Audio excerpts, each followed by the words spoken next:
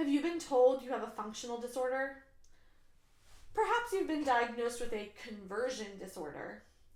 Has a physician told you it's all in your head? Over the years, I've seen numerous patients express their frustration over a functional diagnosis.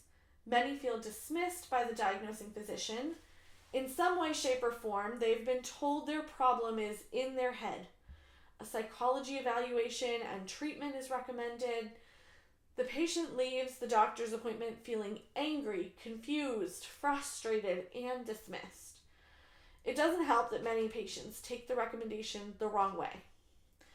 I'm here to tell you that I hear you. I know your pain and suffering is real. I'd like to take this opportunity to tell you about my own presentation of a functional disorder. And if you stick around to the end, I'll also give my explanation of what a functional disorder is and why you should seek professional services to improve your quality of life.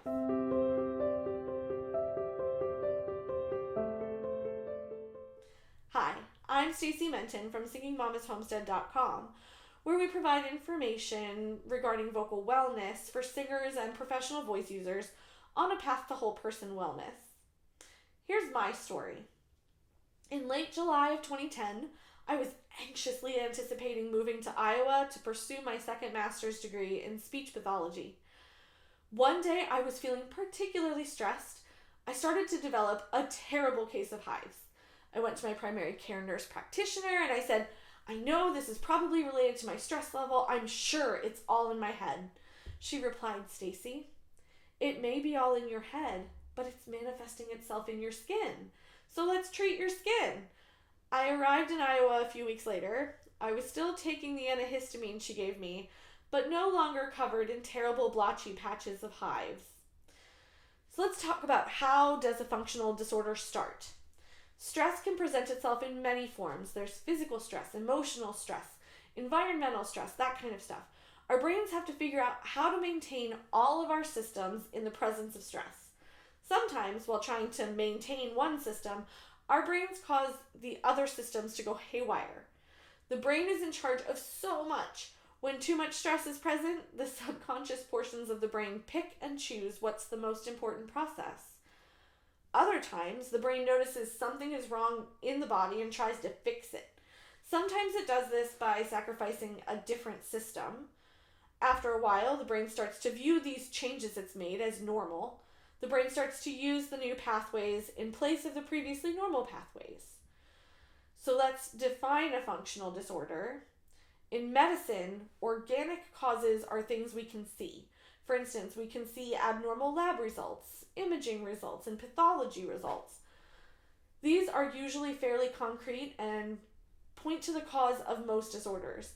Something is physically wrong in the system. Functional disorders, on the other hand, present with a physical problem that has no identifiable underlying cause. All tests come back normal again and again. Functional disorders are a physiologic or function change without a known change in anatomy or structure. Sometimes functional disorders can be secondary to an anatomical issue. Other times functional disorders occur on their own. Functional disorders occur on a spectrum. One side of the spectrum is malingering, which is faking it. This is usually for some type of gain like money or attention. The other side of the spectrum is being completely unaware of the changes the brain has made. I have seen my fair share of patients who were malingering.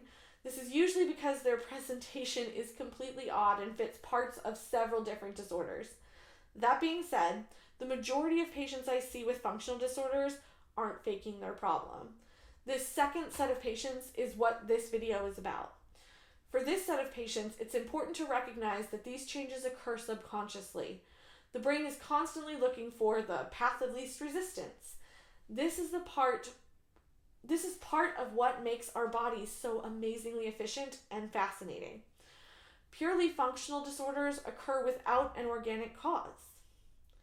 Muscle tension dysphonia is an example of a functional disorder. You'll hear neurologists say that nerves that fire together wire together. Once these nerves wire together, the brain now has a fast track to that process.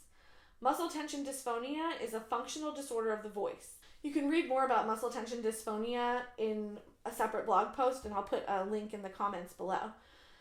Some kind of change or a stressor occurs to the voice, like swelling from lots of coughing. The brain interprets this change and tries to fix it. This compensation leads to use of additional muscles to force the voice to happen. Sometimes this new pattern is learned so well that the brain continues to use the new pattern despite the elimination of the original cause.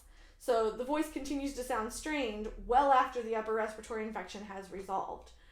Keep in mind, a cold is not the only cause of muscle tension dysphonia. Increased stress, voice overuse, lesions on the vocal folds, lots of stuff can cause muscle tension dysphonia. The same is true of most functional disorders. Something changes which causes the brain to react. Once the brain learns the new pattern, it can be difficult to return to the old pattern on your own, especially since you didn't know the pattern was changing in the first place. Let's talk about what the treatment should be for a functional disorder. As I mentioned previously, most physicians will offer psychology evaluation and treatment for functional disorders. This is the best treatment for some disorders. Other types of therapy may be warranted as well. For example, muscle tension dysphonia is treated by a voice pathologist or a speech pathologist that specializes in voice. That being said, if the cause of your MTD is suspected to be related to psychological trauma, then seeing a psychologist in conjunction with a speech pathologist may be in your best interest. In other cases, functional disorders, seeing a physical or occupational therapist may be your best route. It all depends on the muscle groups that are involved. Working with a physician that you trust will be the best route to find appropriate treatment options. Here's the good news though.